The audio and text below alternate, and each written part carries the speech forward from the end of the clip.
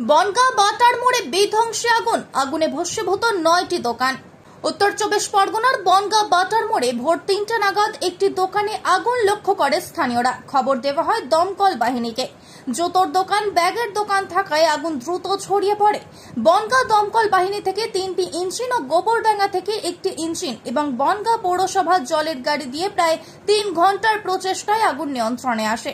কি করে আগুন লাগলো তা খতিয়ে দেখছে দমকল বাহিনী। খবর পেয়ে ঘটনাস্থলে পৌঁছান বনগাঁ পৌরসভার চেয়ারম্যান গোপাল সেঠ এবং বনগাঁ থানার আইসি।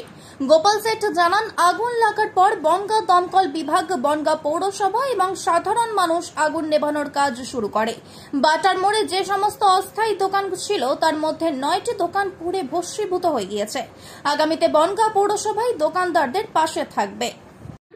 এখনো জানা যায়নি শর্ট সার্কিট কিভাবে লেগেছে। 3টে নাগাদ এই আগুনটা ধরে এবং এলাকার মানুষ তখনই প্রত্যেকটা জায়গায় খবর দেয়।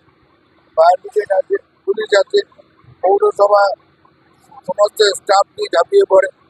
আমাদের জেটিং কাম, সার্চিং মেশিন, ফায়ার ব্রিগেডের মেশিন এই আগুন নেভানোর জন্য দীর্ঘ লড়াই করে ভস্মীভূত দোকানগুলোতে আগুন নেভাতে পেরেছে। দোকানগুলো সম্পূর্ণ ভস্মীভূত হয়ে গেছে। বনগাঁ পৌরসভার বাটার মোড়ে এই ঘটনা ঘটেছে।